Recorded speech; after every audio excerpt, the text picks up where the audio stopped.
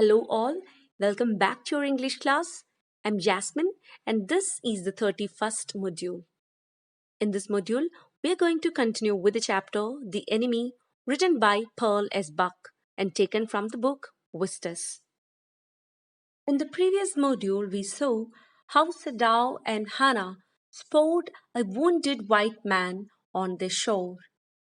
Now let's continue reading to find out what happens further in the story.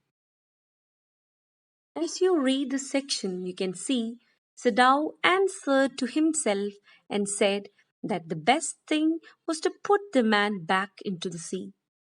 As the bleeding stopped, he stood up and removed the dust from his hands. Hannah supported his opinion but looked intently at the man as he lay still. Sadao said that if they gave him shelter, they would be arrested for sheltering an enemy. If they handed him over to the Japanese army as a prisoner, then he would die in the prison. As he thought that both the options were not favorable, so the best option was to put him back into the sea. Hannah added that the kindest act for them was to put him back into the sea. Both of them did not move ahead to do so. Rather, they stared at the motionless figure with dislike. They disliked him because he was an enemy, an American. Hannah was inquisitive as she asked about the man's identity. Sadao replied that he appeared to be an American. He picked up the torn cap and read the words written on it, which was slightly visible. He said that the man was a sailor from an American warship and read out the words as U.S. Navy written on the cap. They concluded that the man had been taken into captivity during the war. They further discussed that the man had tried to escape from the prison and had been shot in the back. They were not able to gather the courage to throw him into the sea. Hannah called upon Sadao with firmness. She asked him if he was ready to put him into the sea.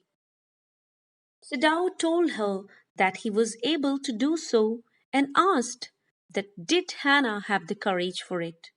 And Hannah replied that if he could not do it by himself, then she had to help him. As you read further, you can see Sadao was reluctant in throwing the man into the sea. He reasoned that if the man was well, he would hand him over to the police without any hesitation. He added that he was not concerned about the man and considered him to be an enemy as he was an American. He commended that the injured man was a common man as his face looked as if he was a foolish person. He wanted to say that he was not bothered about the injured man, but his only concern was that he was wounded.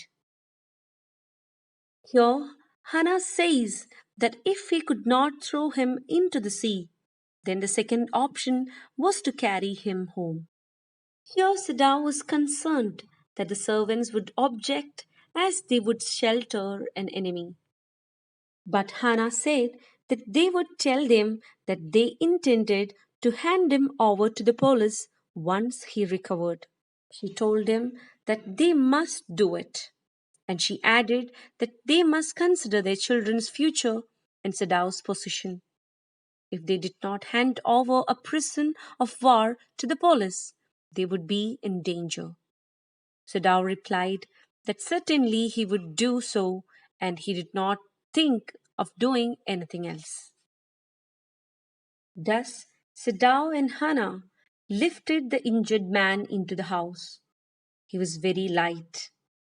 The writer compares his weight to that of a hen that has not been fed for a long time, and its body loses flesh and reduces into mere feathers and skeleton. The man's arms were hanging, and both of them carried him up the steps into the side door of the house. The door opened into a passage, and they went down the passage towards an empty bedroom. As you read further, you can see the writer describing the bedroom which belonged to Siddau's father and had not been used after his death. The injured man was laid on the thick mat on the floor. The writer describes the room. Everything in the room was Japanese, as Siddau's father disliked foreign things. Hannah went to the cupboard in the wall and took a soft quilt. She resisted putting it on the injured man.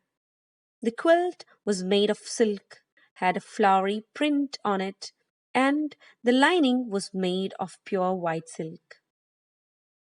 Hannah was sad and spoke slowly that the man was very dirty. Sadao said that the man had to be washed and asked Hannah to get hot water so that he could wash the man. Now let's wind up it here and wait and see what happens further in the next module. Thank you.